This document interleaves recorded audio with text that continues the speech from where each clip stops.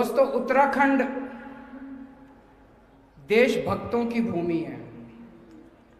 कण कण के अंदर उत्तराखंड के देशभक्ति भरी हुई है। भारत की फौज में सबसे ज्यादा भर्तियां उत्तराखंड से होती है।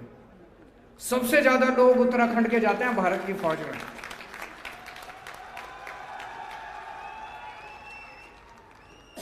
अपने देश को बचाने के लिए, अपने देश की सुरक्षा करने के लिए, और अपने देश की सुरक्षा करते करते न जाने कितने लोग, उत्तराखंड की धरती के कितने लोग शहीद हो गए। शहीदों की धरती है ये, वीरों की धरती है ये, देशभक्तों की धरती है। जब मैं राजनीति में नहीं आया था,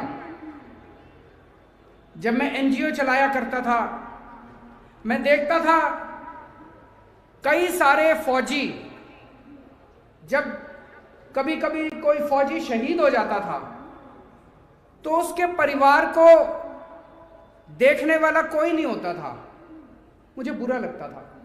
मुझे लगता था यार, सरकारों की जिम्मेदारी है कि अगर कोई फौजी शहीद हो जाए तो उसके परिवार की देखरेख करने वाला, उसके परिवार की सुध लेने वाला कोई तो होना चाहिए।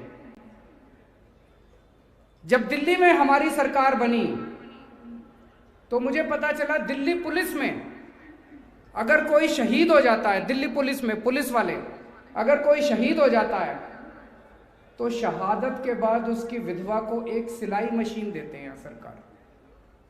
ये कीमत है हमारी शहादत की। तो दिल्ली के अंदर फिर हमने योजना बनाई कि दिल्ली का रहने वाला कोई भी फौजी, कोई भी सैनिक बॉर्डर पे शहीद होगा, या दिल्ली पुलिस का कोई भी सिपाही अगर शहीद होगा ऑपरेशन में, या कोई भी पैरामिलिट्री फोर्स का कोई भी शहीद होगा, उसके परिवार को सम्मान पूर्वक सम्मान राशि के तौर पे 1 करोड़ रुपए सरकार दिया करेगी।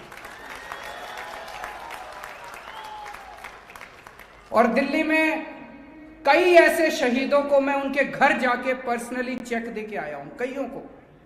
उनको अच्छा लगता है, उनको ये लगता है कि देश उनकी परवाह करता है, उनको ये लगता है कि समाज उनकी परवाह करता है, उन्हें अच्छा लगता है।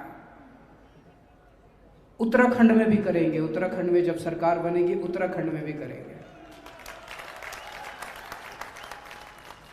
उत्तराखंड का रहने वाला कोई भी सैनिक बॉर्डर पे शहीद होगा, किसी भी ऑपरेशन में शहीद होगा कहीं भी, या उत्तराखंड पुलिस का कोई भी सिपाही या पैरामिलिट्री फोर्स का कोई भी सैनिक उत्तराखंड का रहने वाला अगर किसी भी ऑपरेशन में शहीद होगा, उसके परिवार को सम्मान पूर्वक हमारे मुख्यमंत्री कर्नल कोटियाल उनके घर जाके 1 करोड़ रुपए की सम्मान राशि देके आए।